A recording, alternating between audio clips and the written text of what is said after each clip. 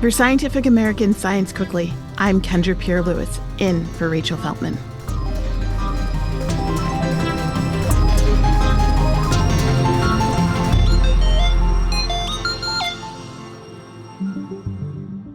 When someone we love dies, we often yearn for the impossible. One more conversation. Maybe we want the opportunity to finally gain clarity about a difficult relationship, or to say I love you one last time to someone we cherish. While raising the dead is still out of reach, more and more people are turning to generative AI tools such as Replica to conjure the essence of their loved ones and have those final conversations. Some users claim these so-called Griefbots have helped them process loss, but mental health experts are not so sure. Here to walk us through the story is science writer David Berreby, who authored an upcoming feature for Scientific American about the growing use of Griefbots. Thank you so much for joining us today, David. I'm very happy to be here. Thanks for having me. It was really lovely reading your piece. Sort of one of the first questions that I thought was interesting is in the piece, you don't just talk about people who have used, what you call Griefbots.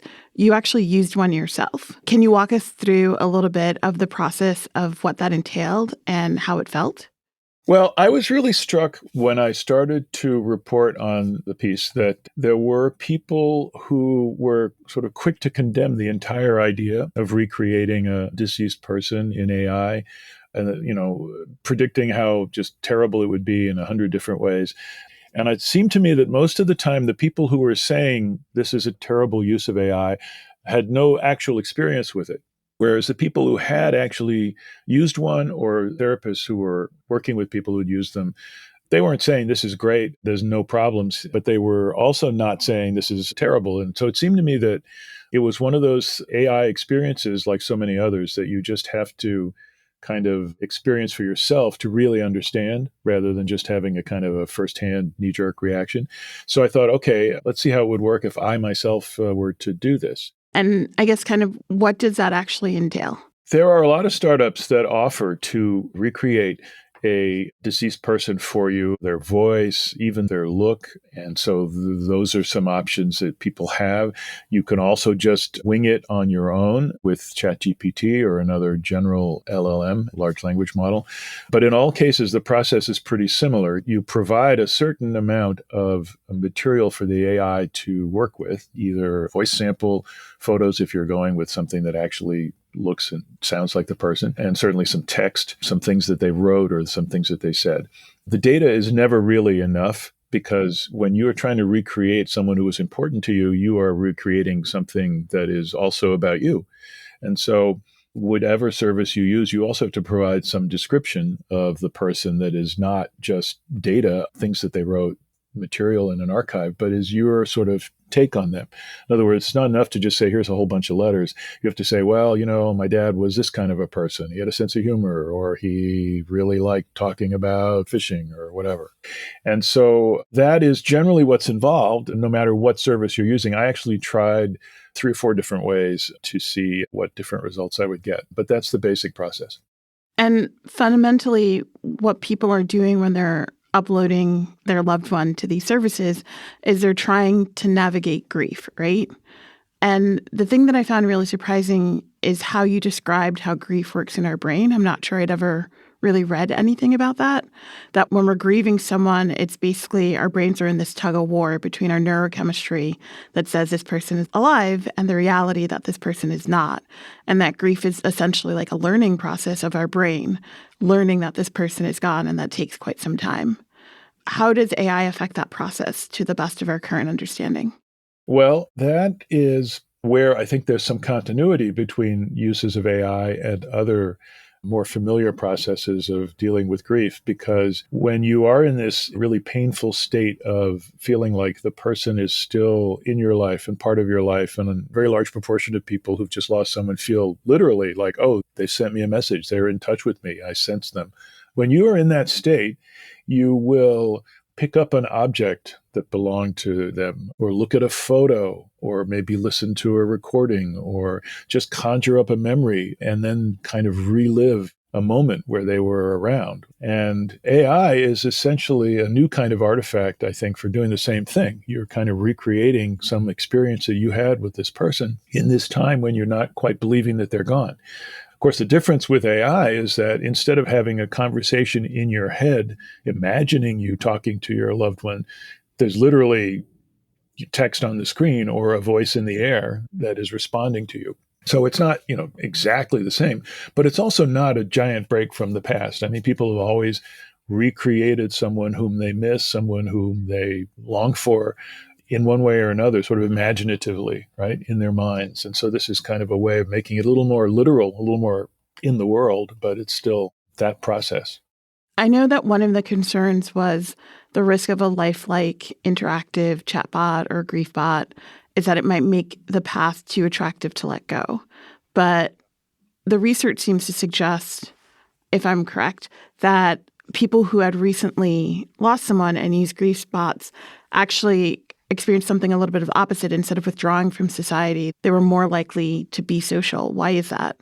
Yeah, I think it's because society doesn't like grief. We're not a very death-aware society. We have people trying to literally become immortal. We don't really like talking about it. And so a lot of grieving people tell psychologists that they feel like there's a time limit or there's a constraint. Like people are like, okay, I feel very bad for you, and now let's move on. I mean, I've given you like a half an hour, or you've had 2 weeks or a month or whatever. That's kind of painful for people because these things take the time they take. They're not really on a schedule.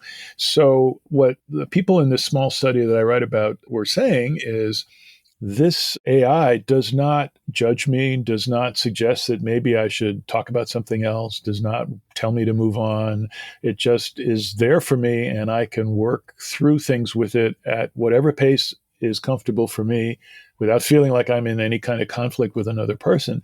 And then I feel better, and then I feel better about seeing people and not worse. That raised a question for me, which is, in some ways, your article really centered around kind of the concerns that people have for these grief bots, right?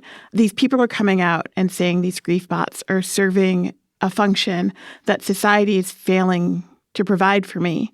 What does that sort of say about our society? Yeah, I didn't have room to get into that in the piece, but that is an excellent question because I think you could argue that in a society that was really sort of psychologically well balanced, it would be possible and understandable to be someone in deep grief and not have to be distressed by a feeling that people were wanting you to just not talk about such a downer subject or not say something that you said last week because they want to, get on with being productive and lively and all that other stuff that we seem to prefer, right? So I agree with you. I think, maybe you could argue that they're fulfilling a need that maybe we wouldn't have if we were a little less avoidant of the whole topic of loss and death, after all. You end the piece somewhat cautiously optimistic about the future role of grief bots, which is sort of in, standard juxtaposition to how much fear-mongering we're getting these days about AI. And I was just kind of wondering, how did you land on that place? And what do you want our listeners to know kind of about that? I didn't go in thinking I had a take on this. I mean, I think, we all know millions and millions of people use kind of invented characters, people in quotes, who don't exist, the AI is reproducing. But the vast majority of those are made up. You go to character AI, you go to Replica, you go elsewhere, and you say, I want them to look like this and be like this and have this personality. And so these grief bots are really interesting special case of that kind of creation because they're constrained. I mean, if you want to make up a pretend grandma, you can, but if you want to recreate yours, it has to be sort of constrained by the reality of your memories and the real person. And so, that already kind of creates a different kind of relationship to the question of like, oh, are these things too accommodating? Are they too sycophantic? Because if it's not like the real person, then it's not going to really convince you of anything or make you feel anything. So I guess I was mildly skeptical, but open-minded. And then as I worked through my own experience and also read about what other people were saying, I realized that people are not stupid. They don't text for 20 minutes with an AI that has sort of tried to recreate their grandfather and then suddenly get confused about, oh, is that a real ghost? Is he really out there? Or, I'm not sure what's real anymore. They know it's an artifact. They know it's something they're using to work something out with themselves. And that was how I came to see it. I never thought, that's my dad, that's so eerie.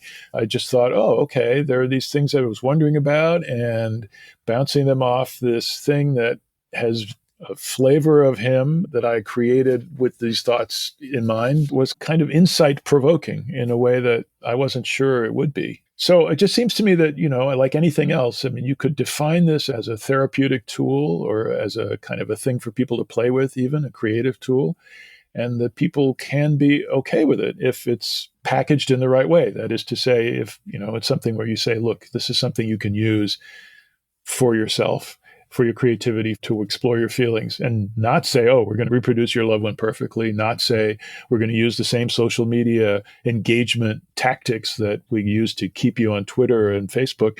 It can be done right. And that's my cautious optimism. I'm not sure it will be, but it could be done right. That's a really positive note to end this on. Thank you so much for your time. Oh, well, thank you for having me. I appreciate it.